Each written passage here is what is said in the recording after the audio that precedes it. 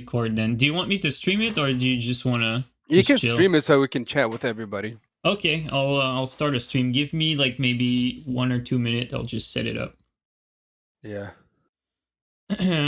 Yeah, dude, I've actually been playing with Marco a little bit. I had a lot of fun, man. I've been trying like we've been trying like a bunch of different matchups, different priorities, a lot of different things, and honestly, I think the current patch might actually be better balance-wise than we even anticipated. Yep, that's my thoughts as well. I was you know, like the second light attack not stunning you, all that stuff, right? You know, that's not something a lot of us wanted, of course. You know what I mean? Like a lot of us didn't think about. There's hitting depth to it that we're not even looking if we take a step back. The second hit not stunning is actually something that makes sense because it keeps the fast weapon not overpowered, and at the same time it gives a purpose to stuff like sight and weapons that actually do have bigger stun to keep priority after that. Because if you think about it, like, you know, before like the patch, you'd be able to play with a sight, for instance, and you'd keep priority and keep people in vortex by mixing up crouch attacks and keeping priority that way, and that's still the case. It's just that because the fast weapons kind of take the spotlight, well, you know, it's got it, like you forget that the vortex is still there for the weapons that were used prior to the patch.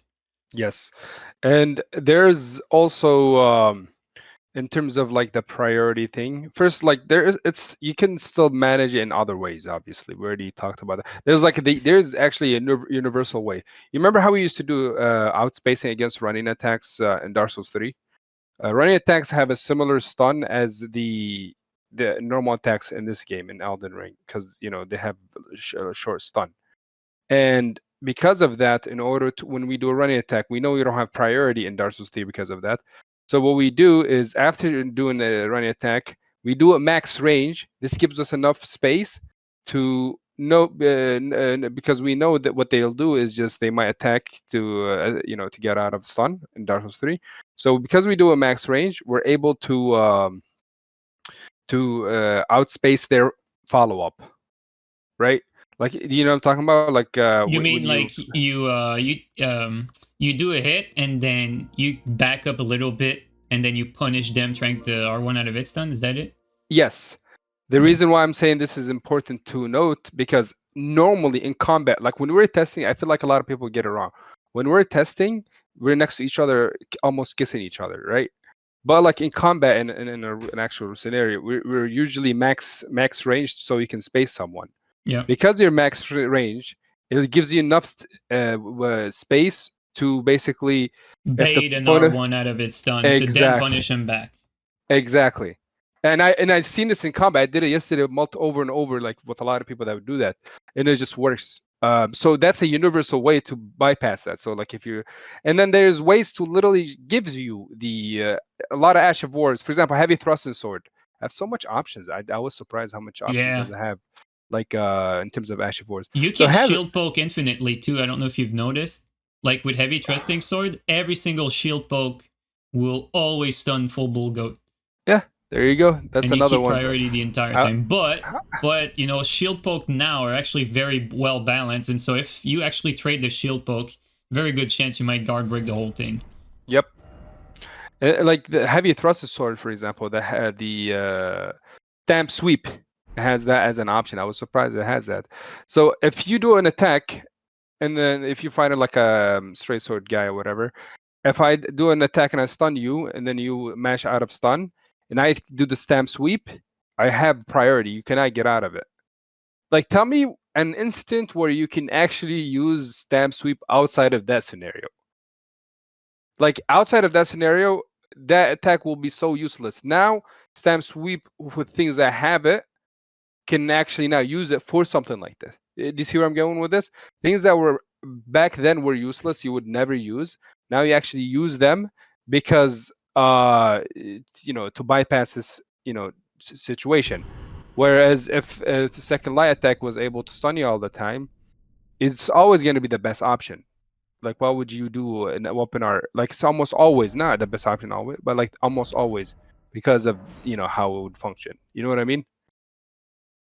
Yeah. Also, regarding Ash of Wars, I don't know about you, but I have Marco and I found out that the new best Ash of War is actually not anything that people thought of. Like the best Ash of War is actually pretty clear. Like I'm 99% confident that the best Ash of War right now is actually Sword Dance, Gabri.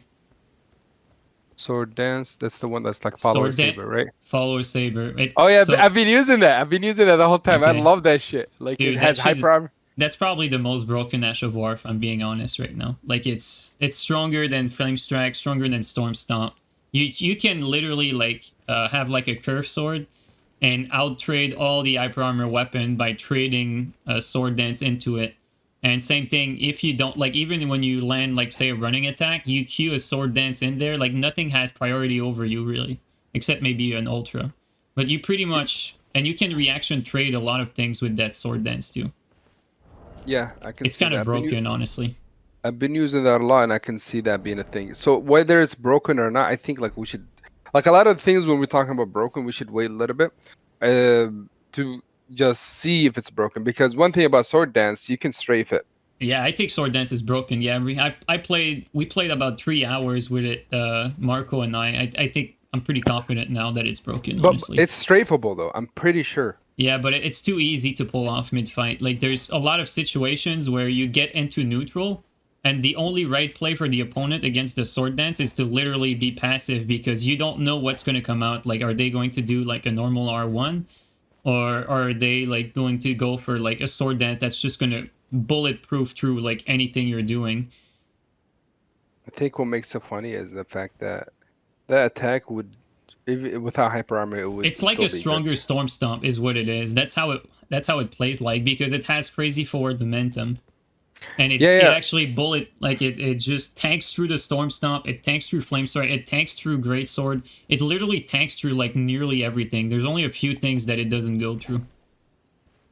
Okay, I see. I like. In terms of strong, I don't deny it. It's probably really, really strong because I was using this today with the sword that has the R2 that has 2 hits, like to use both together, and it was just a fun setup to use. But I know that you can strafe it, so I'm wondering how that works. Like, and it's not a hard strafe too. Like, it's not too hard if Yeah, you but that's the anticipate thing it. though. It's like toward our fight, like I played with it a lot, and then he started playing with it a lot.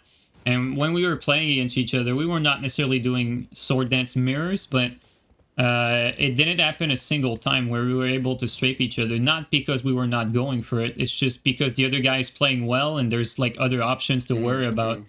In actual fighting situation, it seemed like unlikely to actually strafe it. Hey, bro, that was a fun webinar. What do you mean?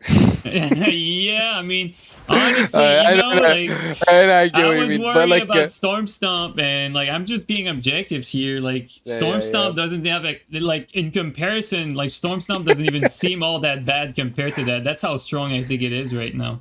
The funny thing is, like the hyper armor on it. I don't know why they gave the hyper armor in the first place because Yeah, I don't know either.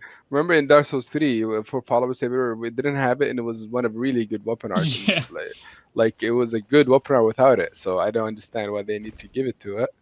But whereas like something like spinning strike, you know that one like the what you Spin call it? Slash. No, the spinning No, strike. Wild The one. Strikes. The one that like Wild Strikes. split Oh, leaf, okay, yeah, like this one. that shit does not have hyper armor, you know? In here in this one. Yeah. Yeah, there's some of them that are like, for some reason, Uh, like some match of wars have been forgotten. Double slash is useless. That one you just named is probably useless too. There's a few of them that are like, I don't know what happened to them. They were already bad and now they're even more useless. yeah, I'm just wondering like the decision for hyper armor. They gave that has like so much use without Yeah. hyper armor, whereas things that should have hyper armor, like spinning strike, the one I mentioned, and like things like stray swords, is a square off weapon R2, like It that doesn't has a have hyper lot. armor? It does not have hyper armor, so you That's can get so stunned funny. easily, bro. That's just so. It's sad. Yeah, I mean, obviously, I don't think they know as much as we do. Like, they're a bit like shooting blindly, I feel like, when they're making these patches. But I'm actually pretty positive. Like, I thought, for instance, that two-handed twisting swords were OP. After playing with it, I don't think so that much. Same thing with double straight sword, double spear. They're really strong, but I honestly feel like every time I play someone, even a really good player, I don't feel like I'm at a disadvantage picking the fist, the great lance, the curved sword. Like, no, it doesn't matter what I pick. I feel like I legitimately have a really good chance at winning, even if my opponent is using like a really strong stuff. You know why? Is because the fact that you now have an option to tell them, get off me. Yeah. Get off me. That option alone is the biggest reason why you're feeling like that. People don't understand. Like, it's kind of funny how they, like, when the first thing people thought, oh, power stance straight sword. It's not a addition kind of thing. You have to now think it's a completely change of direction, like you mentioned. It's not like an additive thing where, oh, now straight sword power stance deal more poise damage without getting a nerf, therefore it would technically be stronger than before. No, before you rolled it regardless. You rolled that L1 regardless of getting stunned or not, because it took a lot of damage, right? But now you still roll it like before, but other things can now interrupt you. Because other things interrupt you, it technically is much I mean, I wouldn't say it's nerfed. I would say it's much more tame than before, if that makes sense. Like, that's how I see it. It's not just a 1 + 1 = 2 situation, you know? It's like, Let me start the stream, Gabri. Is that go ahead. cool for you? Yeah, go ahead. All right. All right. So about now we're gonna be live. So there's probably people that are come in, but you can continue. Honestly, like we already started anyway, and I was already recording, so the things you said earlier were not lost. No, it's fine. It's just you know, like the whole idea of when I'll talk for a little bit. We're gonna talk about the important things. I'm probably gonna get off, but it's good to have this conversation so we can clear up some misconception, because a lot of people who are doomer mentality going around, the game is dead and this. I'm like, what?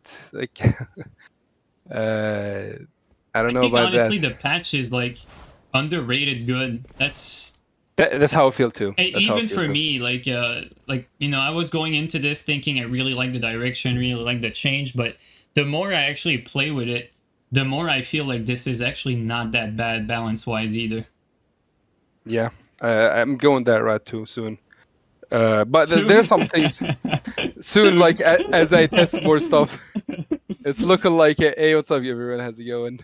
Yeah, what's up, guys? Yo, what's up? Chase is here too. Let's go. Hey, what's up, Chase? How's it going, man? Yeah, we got Gabri today. Yeah, I don't know. Gabri just hit me up and I was like, "Do you want to talk about this stuff like on stream with chatters and whatever?" And he said, "Let's go." All right, so here we are. Hey. But yeah, we were talking about, me and JeeNiNe, about the current situation of the patch, and like, as we play more, we kind of see things that we were not even thinking of. Like, it's not the patch we were like, it's not exactly how we wanted it. Like, the changes is perfect, but like there was no second light attack, stun, and everything like that. We were thinking, oh, well, we wanted that to be there, not the way it is right now. But as we test more, maybe the thing that we got can give us something we probably would like in the future as we test, mainly because there's a lot of potential in that the second light attack is not always the best option, you know. If we had a stun, it will become the best option all the time, right? Whereas now, yeah, exactly. Whereas now you can actually have to think outside of the box a little bit. You have to now use the Ash of Wars. You have to use many things that would not you would not use. Like I mean, Gina, we're talking about the stamp sweep. You guys know what I'm talking about, the stamp sweep. So heavy thrust and sword uses that. Ash of War has it there. I was surprised too. But like, after you attack, if somebody matches out of stun and you have stamp sweep, you literally have priority and will take a lot of damage. Tell me one situation you can use stamp sweep outside of that. If that was not a situation, tell me one situation. I can't even think of one. You know, like, this whole change that happened actually allows that. Yeah, there's a lot of different Ash of Wars that are now useful that were not useful before in general. Yep. Oh, but yeah, Chase. Dark Souls 4 is looking great. Man, that's another thing. Like a lot of people think of Dark Souls. This is Dark Souls 3. I don't know how people can come to the conclusion this is Dark Souls 3. Like I get it, there, like now you have space and everything like that. But if you really think about it, only Dark Souls 1 had legitimate poise, like where poise was the king, like poise, like passive poise and all that, right? Outside of that, even Dark Souls 2, passive poise was not a big thing. Like most games did not have passive poise. Most games from software were just more like hyper armor oriented. Demon Souls, like Dark Souls 3, of course. Dark Souls 2, since passive poise wasn't a big thing over there. The Bloodborne, all of their games. So really, like when you think of this is Dark Souls 3, like even then, like there's still passive poise in itself.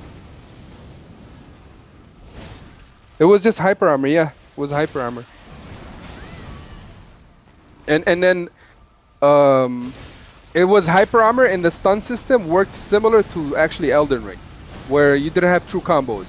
You basically, R1s didn't do true combo. So if anything, like if passive poison is completely removed, it's more similar to Demon Souls than Dark Souls 3. Like they just show you like how people like misinformed. I feel like, oh, this is Dark Souls 3. Well, I think it's because at the end of the day, like we have not like really have gotten a chance to go back to the older system of like no poise, and Dark Souls 3 is like the closest thing to that. So that's why people compare it to Dark Souls 3. But I think probably like if you stop and think about it, I think we were all pretty much on the same page that it's not really like Dark Souls 3. It's just that we name it that way because that's kind of the closest thing we remember to it. And it's technically closer to Dark Souls 3 now than it ever was. So I guess that's how I see it. Yeah, I'm saying I was bringing it from the point of if passive poise is a deciding factor of what makes this similar to Dark Souls 3 or not. This is more so similar to Dark Souls 2 than Dark Souls 3. You know what I mean? Like in Dark Souls 2 wasn't that far off. A lot of people still playing it, And but like Elden Ring has jump, crouch, more diverse moveset and everything like that. Like is that not different enough to make it different than Dark Souls 3? I don't know how people can see Dark Souls 3, and this is just beyond me. And then like not to mention the stun system is lower, don't have true combos, Someone's asking thoughts on the Roger Rapier combo. Like here's the thing, like Roger Rapier actually tested it. Like for instance, if you R1 with Roger Rapier, which I don't have it right now, but if you R1 into R2, it looks like you have priority over everything, but you actually force trade with like say double straight sword, and you lose priority when you trade. So I don't see the Roger Rapier as an issue either, actually, even right now. I feel like that's the thing, like people are going to come to this over time and realize that a lot of the things that seem very strong and broken at first, when you actually start playing with them, you actually match them up with other setups, it's not as bad as it initially seems. Yep. The yeah, like I'm with Chase on this. This has potential that it could be the best experience, like better than Dark Souls 3, better than all of them at this rate, like if they keep going with this level of patch changes. And I think that's the mindset to go by with this. I would add like on what you just said, JeeNiNe, like remember I spoke to you earlier about it, but I'm mentioning it here so everybody can hear it. But basically, when the patch came out, they seen poise damage changed for like increased, and they were thinking, oh, power stance straight sword is now more stronger than ever. Well, is it really stronger than ever? Because if you think about it, before this patch, you still had to roll the power stance straight sword at once. Like the damage was very high. You had to respect the damage, so you roll it anyways. So after the patch, you still have to roll it anyways as well. So like the rolling aspect, dodging it with the issue of what makes it strong, you still have to roll it. You have to dodge it. It just happens that before the patch, you had no way for like light weapons to approach it because you get force traded with it. But if now with the with patch 1.10, a lot of things have an ability to basically interrupt it and tell the power sense straight sword user to get off you or something like that, you know, and space them, even though you don't have the priority. But like even that, I have another thing I want to talk about after this. After I'll let JeeNiNe go, then I'll mention something. That I think people are just, you can't look at it 1 + 1 = 2. It's a completely different direction. You have to look at it from, yeah, I need to check how this plays out. It's a completely different formula, you know. Vale says it's just the offhand that's the problem. It hits 108 poise every time, and that's something I've noticed so far as well. Like everyone was really happy about the poise not being as relevant, you know, having fashion back. But the more I actually play, the more I realize that poise is actually probably more important than ever, and that 108 and 88 breakpoint is actually very important now. So I don't think these breakpoints are also like necessary. Like if I was the dev, like these breakpoints should probably be lower to allow for more fashion, honestly. I'd see those breakpoints a little bit more important than how it was for role poise in Dark Souls 3. Like role poise was important if you want to really stay relevant and play and do and be good, right? And like right now, it's if you want to be, you know, play better and have a better chance to win, you want to get those breakpoints. But I can see people like doing good without them. I can. I don't know, dude. Like I've played with it, and it changes like matchups completely if you don't have these breakpoints versus certain things. It was already the case before. Like for instance, prior to 1.10 and 1.9 and prior, you could not really go against Storm Stomp without having 101 plus, right? It feels a bit like the same way with like say if you cannot go and fight a curve sword if you don't have 88 plus, because that backswing is actually always going to stun you if you have under 88. And same thing with like often S stock or off stock or whatever. If you don't have 109, like it's much more of a threat to have like an off stock always poise you, whereas under 109 it's so much easier to deal with because it doesn't always poise you. That makes a big difference in actual gameplay.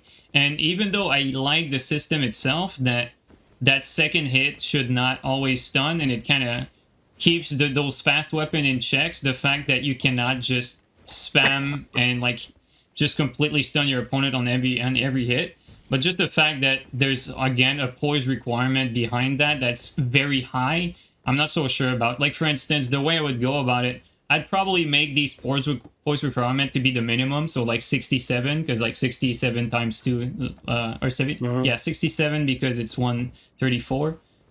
So like because of that, like you'd still keep it like it would work the exact same way that it's working now, except that you would not need to have 108 or 88. You just need to have 67, which is a lot more easily reachable and allows for much more fashion variety. That's how I would go about it. In terms of the poise damage for it, I would say they can go for a cleaner way, in my opinion. Which is fixing its tracking and recovery. Like to me, that is a more bigger issue for the thrusting. Like every thrusting sword prior to this, and I'm not talking about just Dark Souls 3, Dark Souls 2. You know, like thrusting sword never had this crazy tracking. Like never had insane tracking where like the tracking is literally inside the hitbox. That's how much like infinite tracking, always very close to the hitbox. So you can't really do anything. It's a and then it's like a straight sword, but the hitbox starts as soon as you attack, always in front of you. You know what I mean? Like it's that's what it is. You can't strafe it. It's just a better straight sword in every single way. Vale says, I think it'd be fine if they just fix follow-up attack doing full poise damage, and it would fix most of the problems. See, that's actually where I was there, like I would say probably even 2 days ago. Right now, I would actually disagree with that, because I feel like that's kind of the whole point of what keeps these fast weapons in check balanced. Like right now, the whole reason why two-handed trusting sword, I feel, is not as strong as people make it out to be is for that same reason, because it cannot pressure from one attack, because you don't have priority after you land one R1, for instance. Whereas on the other hand, if you take a look at a weapon like Sight, which is slower, but you're asking yourself, what's the point of using a sight now if these fast weapons always stun just like the sight did before? Well, the sight actually does keep priority once you land an attack, because that didn't change. So that's kind of the whole point of like the balance right now, in my opinion. It's those slower weapons that used to be the only one that Poise broke before still have, or still are the only one that have the upside of having the ability to keep the pressure going, as opposed to like the new weapons that are now poising on the first hit. They have to wait for the opponent to then do a mistake to keep pressure on afterward. So it's that weird thing that we've never really had before in any Souls, where the pressure game is very different. But I think like we should not underestimate like how important that second hit nut stunning is to like the balance of the fast weapons versus the slow ones. That's a good point. And then not only that, in terms of like options you have universal options. One of the main ones, like if you remember Veil, like remember how when you space people in Dark Souls 3, like the running attack for Dark Souls 3, the stun on it on the light weapons was very similar to, you know, the stun. It's a low stun, very similar to how it is in Elden Ring, like in terms of how long it lingers. But the way you spaced it is you do max spacing, like so you attack it make sure that your attacks hit towards the end. This way you're not kissing your opponent, you're not next to him, like exactly when we're testing right now about the priority and this priority that you're testing it where you're like kissing each other, like next to each other, you know, when you're testing the priority, making it very easy to get away from your opponent after you hit. But like normally in combat, your max your spacing in max range, so you have enough chance to basically like if they follow up with an R1, you can outspace their mash, is what I'm saying. You know, like that is universal to our weapons. I was doing it earlier in the arena, and it was just very useful to do. If you know your opponent is gonna mash, you just like outspace it, and then that's just universal way. Then you have a lot of Ash of Wars options to do, you know, to give you the priority.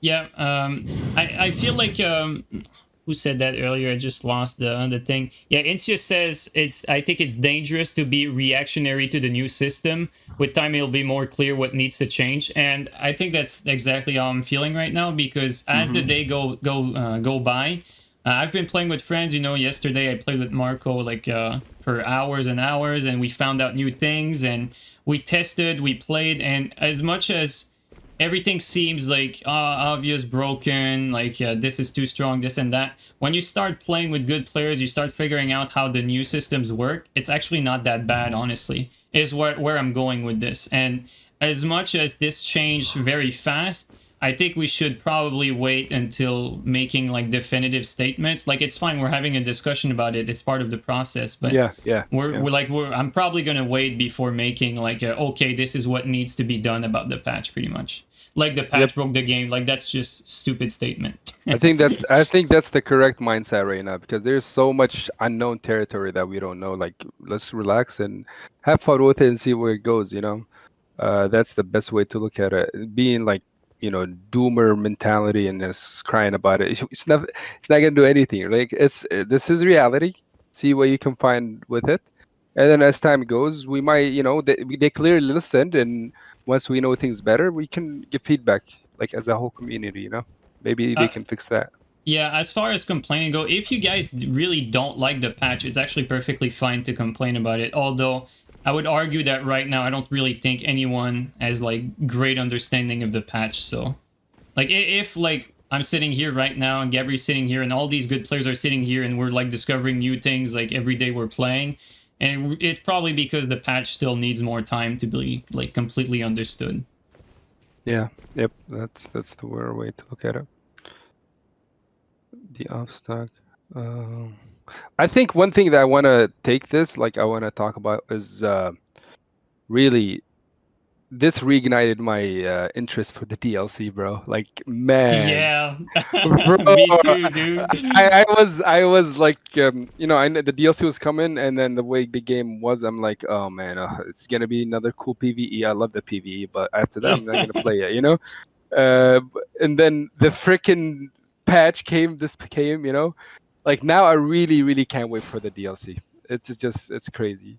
Dude, same here, man. Like, I did not even care all that much about the DLC until Dispatch, because I was like, you know what? I have Armored Core, I have Starfield, I have Lords of the Fallen coming out. I'm sure these games are gonna grab my attention more than the Elden Ring DLC, so I'm like, you know what? I don't really care that much about the DLC anymore. But like, Dispatch happened, and I'm like, holy shit! I actually really enjoyed the game now. And now Yeah. I'm like, oh, you want a DLC? I'll take it.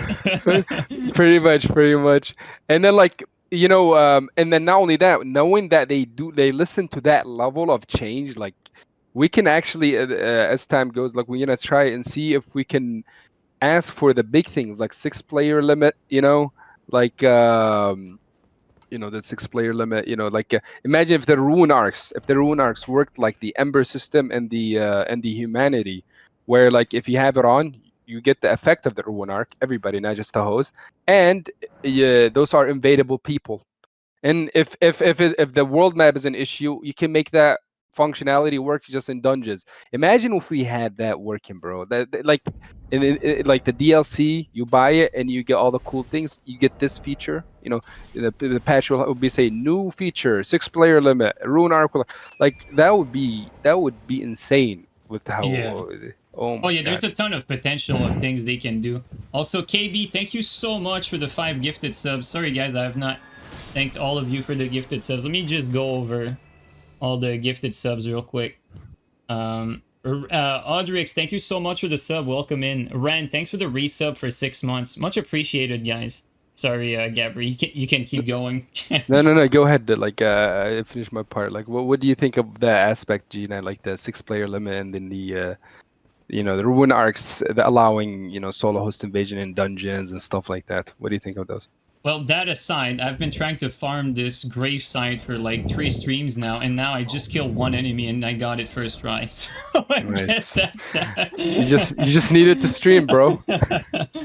Uh, okay, so what was your question again? What do you think? What do you think of the potential of having the DLC? Like, these are free updates, and this is the level of changes we get.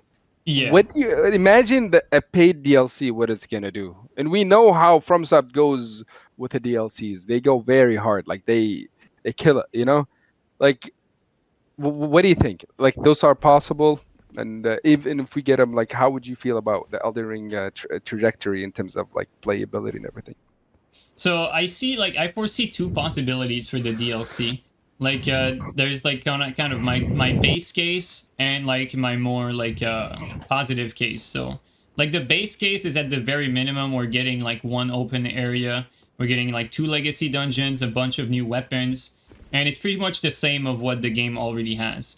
Like the positive case though on the other side is it could add like a few different things that kind of change a lot of how the game is played. Like for instance, in Dark Souls 3, we got the Ring City DLC, which introduced a new area where you could revive the boss, and it was an area with higher player limit. So if they do introduce an area with higher player limit, this could introduce co-invasion for the first time with like 4 versus 2, for instance, which has never really been a thing in the game, or 3 versus 2. So that to me is something that's not completely out of the equation that could happen, that could have a massive positive impact on the game. Same thing with stuff like adding merchant, or like adding like items that are purchasable. So like make all the consumables in the game, like the rot bolus, the madness bolus, all of that could be like purchasable items in the Mhm. DLC. Same thing with Rune Arc. They could easily introduce a Rune Arc shop like we suggested many times a long time ago as well. So it's not guaranteed that all of these things that we suggested went under the radar, given that all the changes we saw until now were pretty much a direct correlation with the feedback we gave. So at the end of the day, I think there's still a very good chance that a lot of these things might materialize. But in the worst case scenario, the DLC is just going to be the same thing we got now: new weapons, new cool things, but maybe less of a multiplayer focus in the worst case scenario. But I think there's still a strong possibility for the better, though. Yeah, yeah, and like I think it's we try to be more pragmatic a little bit. A lot of times people try to be think they want to be, they don't want to like overshoot on how optimistic they can be, but at the same time, like if you look at it from pattern, what's happening and right now and what happened before, we're getting a lot of crazy things. We got that freaking like mod from Dark Souls 3 that lets you invade every year. I forget what it's called. Wax dust. Yeah, Yeah, that we like would think have about it. never. Yeah, we thought that was like impossible that From Software would add that. Same That's thing with one. the PvP only balance changes. Yes, I wanted to get to that. And then not only that, now they even have iframe PvP only. Like think about how Yeah. crazy that is. Oh, Like dude. like Yeah. they literally implemented a way to have iframe only PvP. The technical prowess to do that is probably like I find it insane because by checking the files, it's not a parameter change. The previous stuff were parameter changes. Right. This is You directly had to to the program that animations. in, is what you're saying. Yeah, because this is with the animation, like the the Yeah. TA animation studio thing. Like it's with that change, not the parameter, and it's only PvP. Which would mean like how the rollback net code, the iframe duplicate iframes when you roll for high latency, all of that this change they made all of that being a possibility, not just necessarily for Elden Ring, for even the future game. Like they are more than capable of doing all of this if they can just do something like where if you're playing PvP, meaning online, you have less iframes. They can control how much iframes you have in PvP, which is crazy if you think about it. Yeah, I think that's another one that's not really being talked about right now. Like, I don't know about you, but I've played some Quick Step and Bloodhound Step, and spamming either of them is just not an option anymore because it doesn't have enough iframe to be spammed. So you're basically better off spamming roll if you're going to spam a dodge, which is a very good thing. Like, no one's Yeah. really saying this, but like, it's a huge deal. You cannot spam Quick Step and BHS anymore and have like a shit ton of iframe. Like, right Yep. now, the best thing to spam if you want to be brain dead and get out of trouble, is probably light roll. Yeah, and rolls in Elden Ring and they're nerfed from previous rolls, so like the rolls under Elden Ring, I feel like they're in good spot. Well, I Uh, don't know. I think light roll is still a bit too strong, especially oh yeah, given the physic, yeah. because it's not like in previous games you literally had to sacrifice a lot of your character's stats if you were, let's say, at meta to be able to light roll. Like either you'd have like no armor and stuff like that, you take a ton of damage. But here you just grab that physic with no weight and you just put on that full bull goat and you're gonna be light rolling in no time. I So that's forget about that. light. I act like light rolls don't exist a lot of times, and then until I fight it, I'm like, oh shit, it Yeah. exists. Like in what's his name? Dust. I read a comment. That's a funny one. I promise you, I have had so many people message me. Just tell us, bro. Do you work with From Software? Can you tell them to do this idea? I'm like, no, I don't. So many DMs with that, and then like the dude, like all of this is just like we were just passionate about these games. Remember, this is what happens when you do all this passion about like the feedback and everything. This is what happens when you played an older game before this for 7 years or 6 years. How long we played Dark Souls 3? I forgot how long. I think it And was then like 6 years. It's this a is 7 year right now, I think. 6 years. But like this is what it does to you. You play for that long, and then you see the bullshit in the game after that. After you start, at the end of the cycle of the game, and then like you want to make sure the next game has those fixes. But then to come and then the game comes, and then like it's in a worse situation than ever before. You get heartbroken, and then you try to like give as much feedback as much as possible, and then they listened. They actually listened. It was Yeah, crazy. and if you're like me, well, the community shits on you for saying all these things, and then they're happy afterwards when it actually works. Yeah, it's funny. Like a lot of people were saying no, they're not gonna do it. They're not gonna Yeah, listen and everything like that. And look what happened. They did. You know, jokes on the people who said they won't do it. yeah, hell yeah, yeah. I'm really happy about how the game is turning out right now. I'm actually having a lot of fun. Like for the first time since I don't know, months and months, I'm actually feeling like playing in my downtime. Yeah, it's crazy. I haven't. I'm not joking. The last time I actually, when the game came out, I played for 3 months, and then after 3 months, I did not enjoy the game at all. I hated it. I just like hated the situation. And ever since, I've been trying to like find ways to give feedback or like modding, whatever, all of that, right? I haven't been replaying. Yesterday, I never did this before, ever since the network test of Elden Ring. Yesterday, I played from I slept at 11 p.m. and I woke up at 2 a.m. and I couldn't sleep because of how excited I was just to play. I played from 2 a.m. all the way to 10 a.m. Like I've never done this ever. Like I've never done this, and it was crazy, man. Like I enjoyed the hell out of it. It was so fun. But now I'm sleep deprived, so I need to get some sleep. All right. All right. So you're going now. I'm gonna get going, G. Good chatting, right. guys. Take care. Have a good one. All right. Take care, man, Gabri. Have a good one, dude. Bye bye. All right. Well, guys, thanks for Gabri for staying with us for a little bit.